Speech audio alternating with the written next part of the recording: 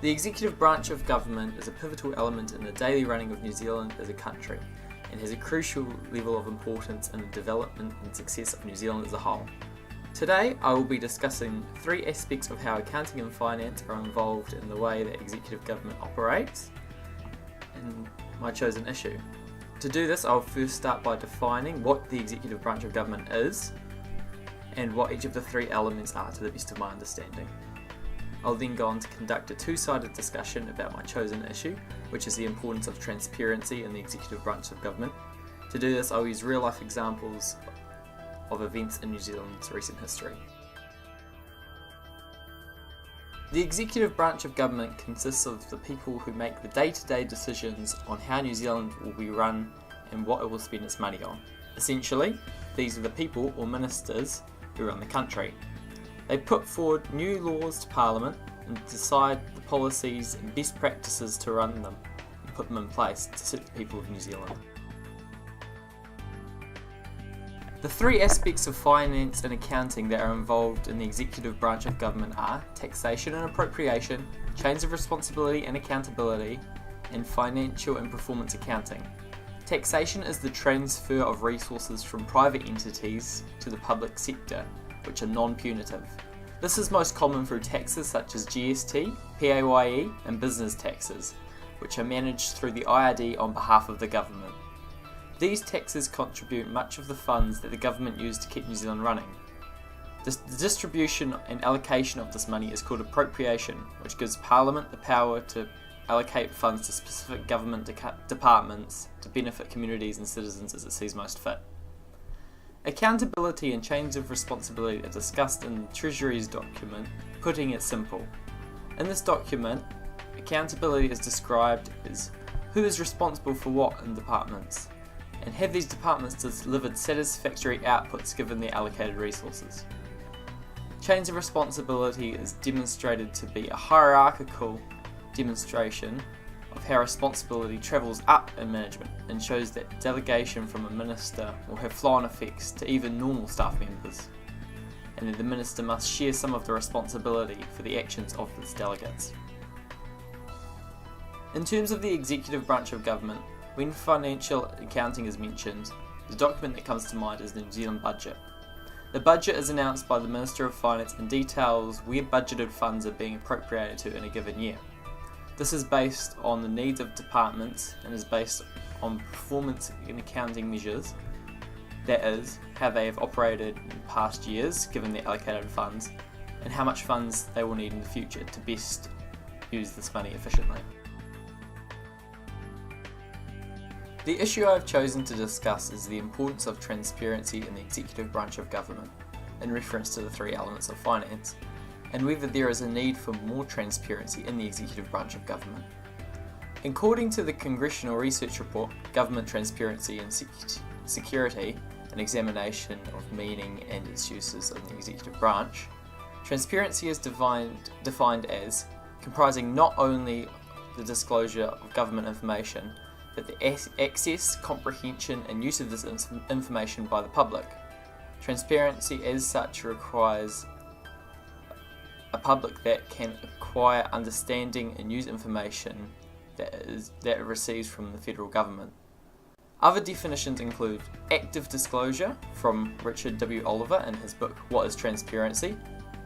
Other scholars have defined transparency as the publicising of incumbent policy choices and the availability and increased flow to the public in a timely, comprehensive, relevant, high quality and reliable information concerning government activities. I have chosen this issue because as ministers in the executive branch of government are in a position of great power and responsibility to the citizens of New Zealand, then surely it is in the best interest of those citizens to know exactly what these ministers are doing to represent our society. This can be looked at by way of being financially transparent and being socially transparent. By this I mean not only must people in charge of delegating funds to departments where it will have the best effect, but these allocations must be driven purely by the interests of public good and not for personal gain or other ethical dilemma. Essentially, an appropriate level of transparency will provide the public a level of assurance that the correct people are in power and not abusing their positions. I found this issue relevant and important because as government is elected, and then the elected official is in charge of choosing who in Parliament becomes ministers that represent relevant government services such as education, health and defence. These people must then act in a way which promotes fairness and ethical practice. However, because Cabinet is closed, and ministers, of course, have a level of privacy, it is sometimes hard to tell what is really going on, and it feels like we only really hear much when there's a big issue that's blown up in someone's face. I feel if Cabinet was more open in its decision-making process and ministers were more scrutinised over the way that they represent and act in the interests of the public, i.e. a greater level of transparency, then there would be a greater level of satisfaction in the public in the whole. I should begin my discussion on the topic of the need for greater transparency in the executive branch of government by arguing that New Zealand is indeed in need of further measures to promote and enable the transparency in executive government. An example of how the issue of transparency has affected government in recent years is the Judith Collins saga. In March 2014, Collins was on an overseas trip and she had dropped in to endorse the New Zealand milk product Orovida, which is an export to China. This would not normally be an issue, but a conflict of interest arose as Judith's husband is also the director of that company.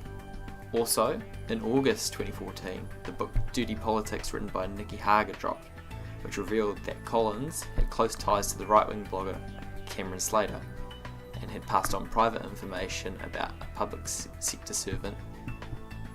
These events eventually led to Collins' resignation, but should they have occurred in the first place? And would they have occurred if there were greater transparency? There are issues with the elements of financial accounting here too. Collins was able to get away with representation of her husband's business while she was on government duty, travelling on taxpayer dollars which she had been appropriated through the budget. Is it fair that Collins was able to make personal gains by spending taxpayer dollars for her expenses? Of course not. Taxpayer dollars should only be spent to benefit the taxpayers and not be spent on private whims of ministers. If there was true transparency in how ministers use their appropriated funds, then issues like this would be much more rare, as ministers would know that they'd be found out and would have to face the accountability of the matter. Collins received a slap on the wrist and was put on a last warning by John Key, but it poses the question, how many other appropriations have been misused by ministers in trusted positions? This raises further issues with the aspects of change of responsibility and accountability. Was Collins truly held accountable for her actions? Collins' resignation only occurred after it came to light that she had leaked confidential information to the media, which is a very unethical behaviour indeed.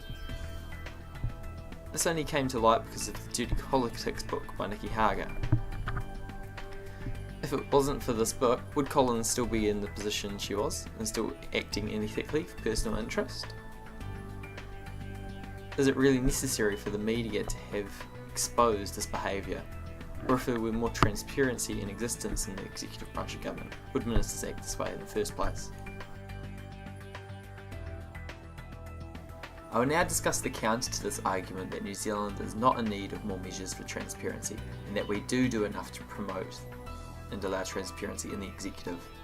To begin this, I would like to start by mentioning a study done by Transparency International New Zealand, who were established to focus on raising domestic awareness for the benefits of a high trust culture and identifying steps to maintain and improve our transparency. In their report, Integrity Plus 2013, an independent and in-depth assessment of the quality of transparency and accountability in the public and private sectors, it found that New Zealand's national integrity system remains fundamentally strong, and New Zealand is rated highly against a broad range of cross-country transparencies and has good governance indicators. Since its first assessment in 2003, a welcome strengthening of transparency and accountability has occurred in some areas. The assessment found that the strongest pillars of New Zealand's systems of office are offices for Auditor General, the Judiciary, the Electoral Commission and the Ombudsman. The Canterbury earthquakes represented a severe trust in the government systems in terms of compliance with building standards and integrity in reconstruction, and systems have generally held up well.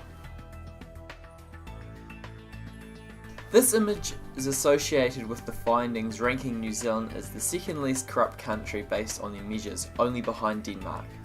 Because there is seen as such a low level of corruption and therefore generally a high level of transparency in the executive, this has flow-on effects to the three elements of finance. Taxation and appropriation will be generally more accepted where taxpayers are aware where their taxes are being allocated to through appropriation.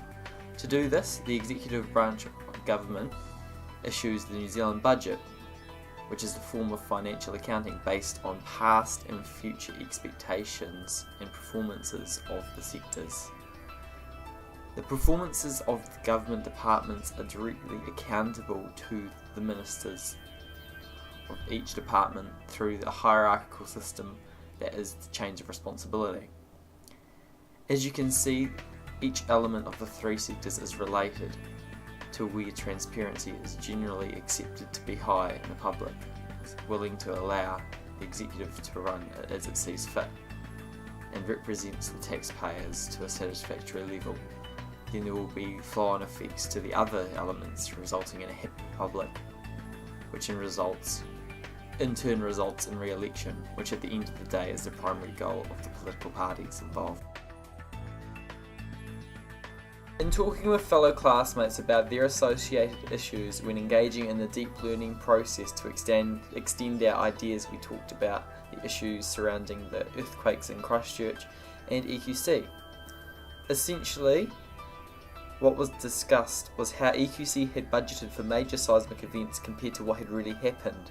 This is an issue of financial and performance accounting and how it was budgeted such an event would cost.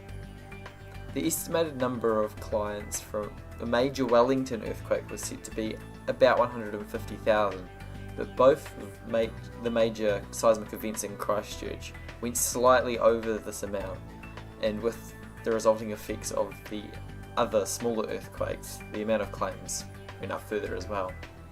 Essentially, not enough was budgeted to cover what was really happening, and was a failure on the financial budgeting front. If there was only one major seismic event, then there wouldn't be such an issue. But there was no contingency planning done for what would happen if two happened close together.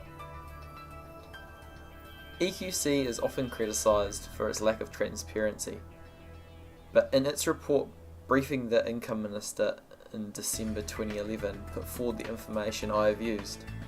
So it has been publicly available for quite some time, and the issues were made aware to the public.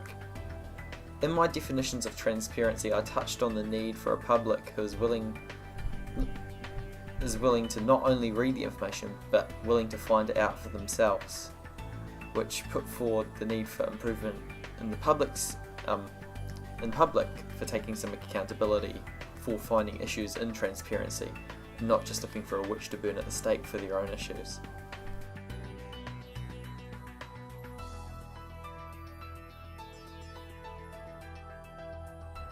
To synthesise the discussion, in my research I found that although New Zealand is highly rated among countries based on transparency and how we are uncorrupt, there are still measures that could be put into place to further enforce the ideas of transparency in the executive government. The implications of the three elements of finance are also seen to play a large role in how the executive government runs, and the decisions which are made are influenced by the levels of transparency. Taxation and appropriation only works where taxpayers are satisfied with areas where the funds are being used. Being transparent means that it is a lot easier to see who is accountable for both good and bad decisions, which has the application of making it all the more important for ministers to demonstrate best practice in ethics and to not act in self-interest, such as the case of Judith Collins. Where there has been unsatisfactory performance, both in social impact and financial cost benefit, there will be lesser amounts attributed to these areas until efficiency is increased. With transparent, understandable reporting made available to the public, it will be more apparent to the change of responsibility leading to those ministers, and they will have to face up and be accountable for this. It goes to show the implications that the actions of one person will have repercussions on the funding and effect that a ministerial department can go on to have, having applications on the way that New Zealand is run as a whole even.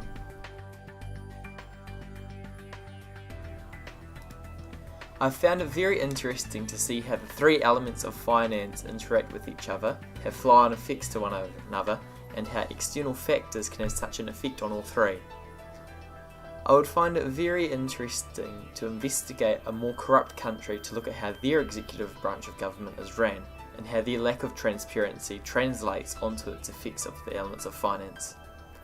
I have learned that although our cabinet is still very closed, the efforts we put in to make information available to the public, such as publication of some ministerial expenses, result in a trusting public. And where this trust is broken, the fallout can be huge, even in contrast to similar behaviour in another organisation, such as a private business. I was happy to see repercussion for acting unethically. However, I feel the media plays a massive part in how large this punishment is, and it fuels public discussion on the issue, and can grow the problem to be a lot bigger than it really is, such as with the ponytail gate thing of John Key he is currently facing. As a closing statement to the discussion, I would like to reiterate that although New Zealand is among the most transparent countries, there is always a way of improving public perception of the executive branch. As cabinet meetings are very closed, this could possibly be a future area to look at, and the opening of cabinet would result in a more publicly accountable executive branch, where ethics must be upheld and therefore the public is more satisfied than before.